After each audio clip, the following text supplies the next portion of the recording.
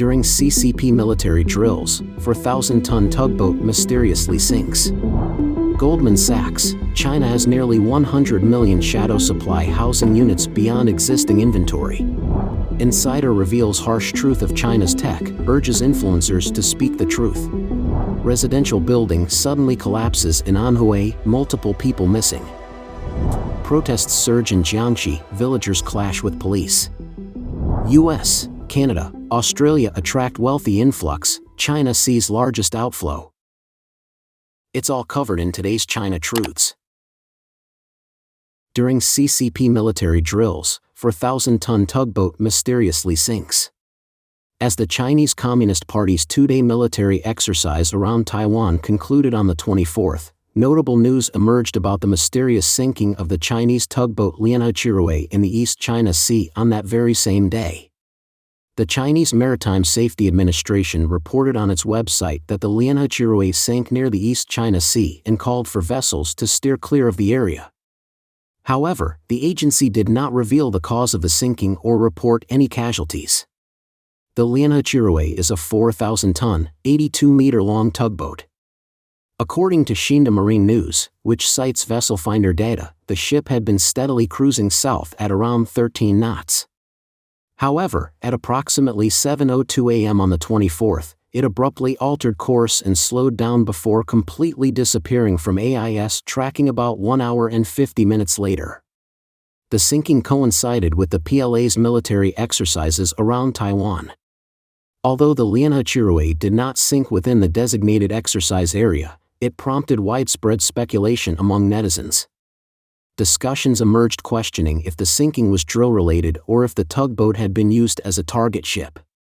Financial blogger Chaozhou Heroin commented, "Big news in few words, the sinking of Anhui, such a significant incident, yet the news barely mentions sea rescue or recovery, just a brief note, truly mysterious. Could there be an untold story?" Others sarcastically remarked, this military exercise was so powerful it not only caused A-shares to plummet for 2 days straight but also managed to sink their own ship, the Anhui. CCP intimidation tactics fail, life in Taiwan proceeds as usual. On May 24, Taiwan's Ministry of National Defense reported that 62 People's Liberation Army, PLA, aircraft and 27 naval vessels took part in military drills, with 46 of the aircraft crossing the sensitive median line of the Taiwan Strait. PLA aircraft, including Su-30 fighters and nuclear-capable H-6 bombers, flew across the strait and into the Bashi Channel between Taiwan and the Philippines. The presidential office condemned the PLA's actions as undermining peace and stability in the Taiwan Strait, calling them a blatant provocation to the international order. It assured that Taiwan would not be intimidated by the CCP. Meanwhile, the U.S. State Department issued a statement on May 25 condemning the PLA's exercises, raising concerns about potential escalation and emphasizing the importance of peace and stability in the Taiwan Strait for global security and prosperity. That same day, President Lai Ching-te reiterated Taiwan's commitment to safeguarding its freedom and democracy, assuring the public that the military was closely monitoring the situation and prepared to respond. Despite the drills, some Taiwanese citizens told Reuters that they were carrying on with their daily lives. Taiwan's stock market remained near historic highs, seemingly unfazed. Professor Tong Jinyuan from the Institute of East Asian Studies at National Jiangxi University noted that China's regular targeted military drills are designed to pressure Taiwan and monitor the responses from both Taiwan and the United States, gathering intelligence for any future attempts to take over Taiwan. However, he emphasized that the unpredictability of military actions means that actual combat would require careful consideration. Moreover, Taiwan's military has inadvertently demonstrated its ability to swiftly down advanced CCP aircraft. The Taiwan Ministry of National Defense showcased footage of Air Force F-16 Versus locking onto J-16 fighters and H-6 bombers, highlighting that pilots could shoot them down with air-to-air missiles at the push of a button. Goldman Sachs, China has nearly 100 million shadow supply housing units beyond existing inventory. On Monday, May 27, the Financial Times reported shocking news that, in addition to the acknowledged inventory, China still has nearly 100 million units of shadow supply in the real estate market. These properties, typically purchased as investment properties, remain unoccupied. Last week, Beijing authorities launched a significant proposal offering financial support to local governments and state-owned enterprises to buy up unsold local housing to convert into public rental properties, aiming to reduce China's real estate surplus by up to 300 billion yuan, about $41.4 billion. However, in light of this development, Harry Murphy-Cruz, an economist at Moody's Analytics, commented that this amount is merely a drop in the ocean. Multinational investment bank Goldman Sachs estimates that the cost of China's unsold housing inventory reaches up to 30 trillion yuan, about $4.14 trillion, which is 10 times the sales volume of the previous year. Hui Shan, Goldman Sachs chief economist for China, stated, "No matter how you analyze it, the scale and scope of the problem appear to be much larger than the funds committed by the central government." For decades, the real estate market has been a cornerstone of China's economic growth. Recently, a severe debt crisis among numerous property companies has thrust the sector into turmoil, severely hampering national economic progress. As a result, Beijing is urgently trying to rejuvenate the real estate market and rebuild public confidence. It has not only encouraged local governments and state enterprises to buy homes for affordable housing but has also removed minimum mortgage rate restrictions and lowered down payment requirements for first-time homebuyers. Leonard Law, a senior credit analyst at Lucror Analytics in Singapore, remarked on Beijing's efforts, noting that unlike the Federal Reserve's approach during the financial crisis of buying up all problematic assets from financial institutions, Beijing still faces the challenge of managing moral hazards and preventing another bubble. The article also noted that after 3 years of a slowing real estate market, the decline in housing prices in China poses increasingly urgent financial risks. In fact, this past April, new home prices in China saw their sharpest monthly decline in 9 years. Goldman Sachs has warned that if housing prices continue to drop without a rebound in sales, the central government will need to significantly increase its financial intervention. The company stressed, "We must recognize that the government cannot purchase all the inventory. They will need to selectively buy in certain cities and formulate plans to achieve their policy goals. Their current efforts are far from sufficient." Insider reveals harsh truth of China's tech, urges influencers to speak the truth. Recently, an online video has been making rounds, featuring a seasoned tech industry insider who reveals that China's technology significantly trails that of Western developed countries. In detail, he remarked on the buzz surrounding Microsoft's plans to integrate Copilot, essentially an upgraded ChatGPT 4.0, into Windows. While many are excited about the prospect of having an AI assistant at their fingertips, the insider cautioned Chinese users not to get their hopes up. The insider stated, "You definitely won't be able to use it," and predicted that China would only have access to a castrated version of Windows. He shared an anecdote from a Microsoft event he attended last year, shortly after ChatGPT's launch. Peking University professors, Microsoft executives, and even CEOs of Microsoft subsidiaries were all abuzz, discussing the potential impact of AI on the industry. However, when he pointed out that their enthusiastic ChatGPT discussions were technically illegal in China, the room erupted in laughter. He expressed concerns that if American and other international companies leverage advanced AI technologies, their labor costs will decrease while production efficiency soars, leading to cheaper products globally. He warned that if China lags in the AI race, Chinese products could soon be more expensive and less competitive. He acknowledged China's Ernie Bot by Baidu but noted it does not compare to Western AI technologies. He also pointed out the dominance of the global computer market by Windows and Mac OS. If these operating systems integrate advanced AI like ChatGPT or Google's Gemini, China could find itself at a disadvantage. He criticized Huawei's Kirin OS as inadequate, warning that if we're stuck using an operating system without AI, while everyone else is using AI-powered ones, it's not just a generation behind, it's a generation gap. The difference will soon be obvious in the products and the market. He also criticized the Chinese media for overhyping the development of over 100 large AI models in the past year, questioning their actual functionality. He further criticized the shift in media narrative away from general-purpose AI towards industry-specific applications, arguing, "It's absurd to think you can excel at building on top of a shaky foundation. If you can't even compete at the most basic level, how can you claim to be better than others when it comes to more advanced applications?" He noted that if Copilot cannot generate content in line with the values of the Chinese Communist Party, it won't gain entry into China. However, the problem extends beyond this. If China remains isolated from the global community, even the most advanced AI technologies would only find a place in countries like North Korea, Russia, and Iran, nations that are not central to global industrial research or markets. He expressed his concerns about what this isolation could mean for the future of China's manufacturing, service industries, and production-based services. He emphasized that a nation's progress is shaped by its people's vision and mindset. He pointed to the recent incident of the Iranian president's plane crash, noting how Iranians blamed the U.S. for their reliance on outdated aircraft. This flawed logic, he argued, has kept Iran and Cuba trapped in the past. He questioned whether China wants to suffer a similar fate, stagnating in the 2020s.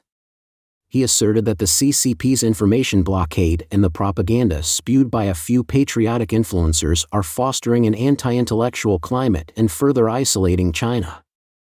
The current societal extremism, he believes, stems from both economic woes and this long-term isolation. The authorities prioritize blind loyalty over critical thinking, leading to a population with polarized views. When a major tech company recently pulled its research institute out of China, many Chinese citizens shrugged it off, with some even saying, "We don't need Apple, Huawei is enough." The Tech Insider lamented this short-sightedness, emphasizing the pivotal role that research institutes played in nurturing China's tech talent over decades. It's been a breeding ground for countless researchers and industry leaders, fostering a vibrant ecosystem of innovation. He argued that those dismissing the institute's departure are simply unaware of the far-reaching consequences, blinded by their nationalistic pride. The tech entrepreneur appealed that he hopes more independent media will truly stand up, not kneel, and start speaking the truth instead of just echoing meaningless propaganda to the general public. Residential building suddenly collapses in Anhui, multiple people missing. At around 1:40 p.m. on May 27, a residential building in the Longyuan residential complex suddenly collapsed in Tongling City, Anhui Province. Local authorities reported that initial assessments indicated 5 people were missing. Residents nearby were evacuated, and search and rescue efforts were promptly initiated. According to Jimu News, a mainland media outlet, the collapsed 5-story building comprised 2 units, each with 2 apartments per floor. A resident reported that nearly an entire unit had collapsed upon inspection. The complex, constructed at least a decade ago, was home to regular residents. A Longyuan resident, Li Min, a pseudonym, mentioned that her relatives, a family of 3, were among the missing and they still haven't been found. Online, netizens expressed shock and concern. One user claimed, "They won't even let us take photos or videos." Others voiced their outrage and speculated about the building's structural integrity. Comments included, "It's terrifying, and how could a perfectly good house just collapse?" Some blamed poor construction or questioned the building's age. One resident disclosed, "Datong Town only performs superficial renovations each year. This building is only 20 years old, and it's already fallen apart." The incident has raised concerns about the safety of similar prefabricated panel buildings commonly found in older complexes throughout Tongling City. One netizen remarked, "There are too many of these 5- or 6-story buildings. Sometimes it's scary living in them." Protests surge in Jiangxi, villagers clash with police. Recent reports have highlighted a wave of protests across mainland China, particularly in Jiangxi province, where over 100 villagers have been protesting for several days. A user on X named Yesterday has been actively posting videos since May 20th. These videos depict villagers from Lianzhou village in Shang's town, Leping City, continuing to block construction work for the 3rd consecutive day. They claim that the compensation meant for them has been embezzled by local officials, including the village party secretary and possibly at the township level. The situation escalated on May 20th when police efforts to disperse the protesters turned violent, injuring an 80-year-old woman and causing widespread outrage. The villagers have vowed to continue their protests until their demands are met.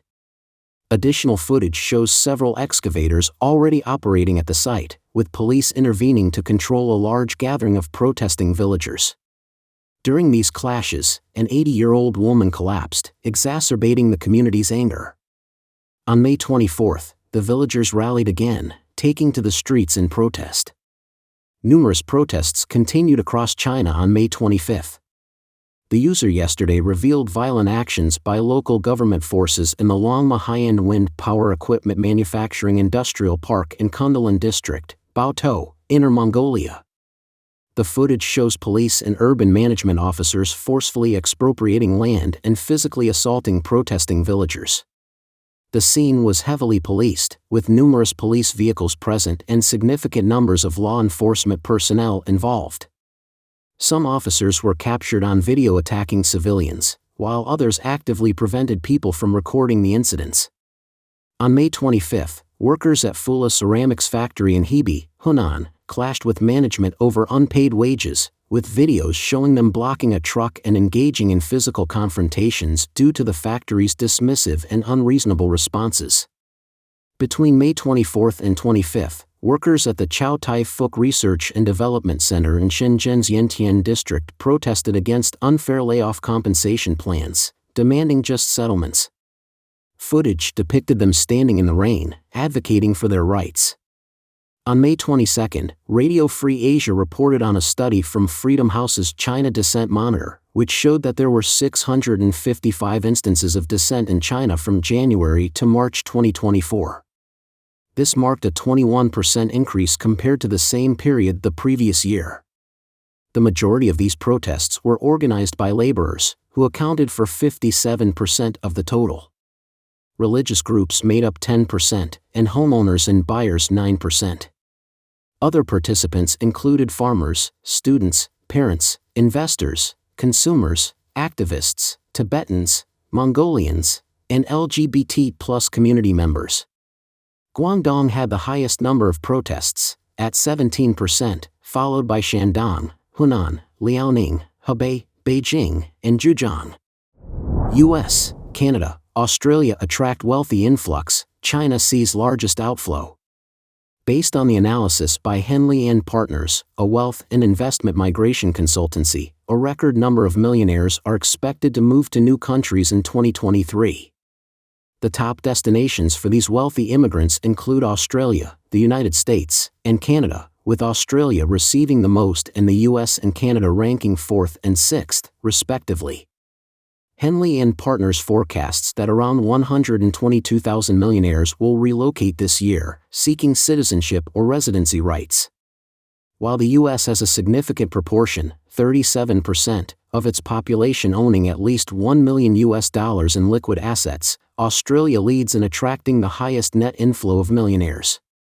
This year marks a 45% increase in millionaire migration compared to 2022, the highest since the company started monitoring in 2013. Particularly, Australia is set to welcome about 5,200 new millionaires, mostly from Asia, Africa, and the UK, as noted by Andrew Moyles from Henley & Partners.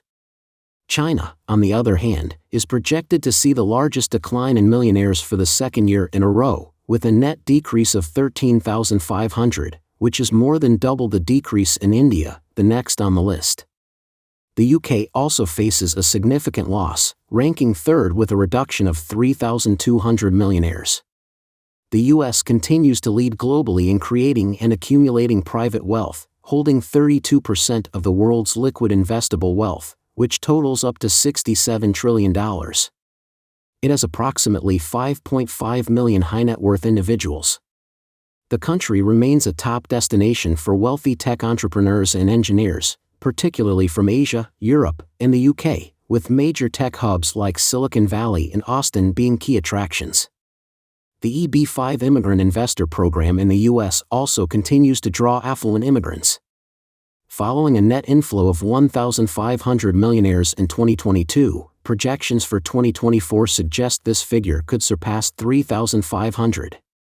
Canada, ranked 6th, is expected to see a net inflow of 1,600 millionaires in 2023, favored for its strong financial system, legal framework, healthcare, and educational institutions.